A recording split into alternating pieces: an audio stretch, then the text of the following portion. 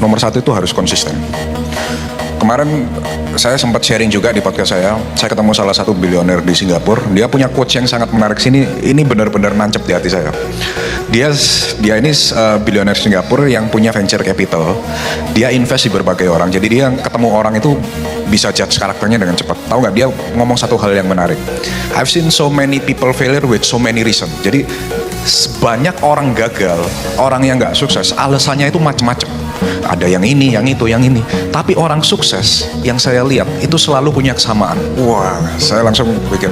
Dan kesamaan yang selalu dia bilang itu konsisten.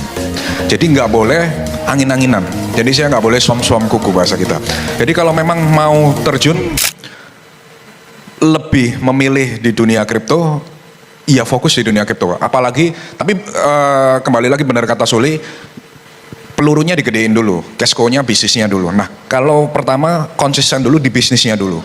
Bisnis ini misalnya kalian bekerjanya di bidang apa, kan ada yang macam-macam, tadi yang ada approach saya, ada yang di bisnis ini, bisnis itu, bisnis ini. Konsisten aja di satu bisnis ini sampai benar-benar menguasai, jadi rajanya di bidang itu gitu loh. Jangan sampai belum jadi di sini nanti tertarik tawaran teman, ini ada bisnis baru, ayo kita buka lagi. Satu ini aja belum jadi juara, di tempat lain mau buka lagi ya digebukin orang banyak kan, akhirnya nggak jadi. Jadi nomor satu, kalau mau jadi 100 billion, nomor satu itu konsisten. Di bisnis dulu, karena kita butuh cash flow untuk investasi. Jadi nomor satu konsisten dulu di bisnis, kemudian yang kedua, selalu saya bilang bekerja itu harus dengan investasi. Karena ada levelnya. Once you bisnisnya udah menghasilkan cukup banyak, the next level you bukan lagi seorang businessman, tapi you are a businessman and an investor. Jadi uang yang kalian sudah dapat itu akan multiply lebih cepat lagi kalau kalian mulai berinvestasi. Nah, berinvestasinya gimana? Tergantung kalian nyamannya di mana, analisanya jago di mana. Kalau saya jago analisanya di kripto. Saya kalau disuruh masuk ke saham lokal seperti Andre Hakim, seperti Bro Michael, seperti Bro Douglas, David dan lain sebagainya, itu bukan ekspertis saya. Jadi malah saya nggak menyentuh atau saya nggak mau belajar saham lokal karena saya fokus di sini. Karena I made money a lot from crypto karena saya mengerti fundamentalnya dan saya menguasai banget. Jadi kalau ditanya apakah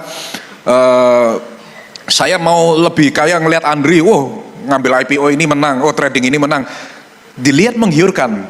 Tapi kalau saya mau belajar ke sana dan akhirnya saya jalan dua, the one who chasing two rabbits will get nothing. Ya, jadi yang kedua itu tadi invest. Kalau udah kerja harus dibarengi investasi. Nggak bisa kerja doang, karena kalau kerja doang sampai bongkok juga sampai tua lu harus kerja. Sedangkan kita masa kita kerja kan umur kita bisa diukur lah sampai kapan kita kerja. Kita harus punya investment. Jadi kalau mau 100 billion journey, saya cuma bisa kasih advice dua ini.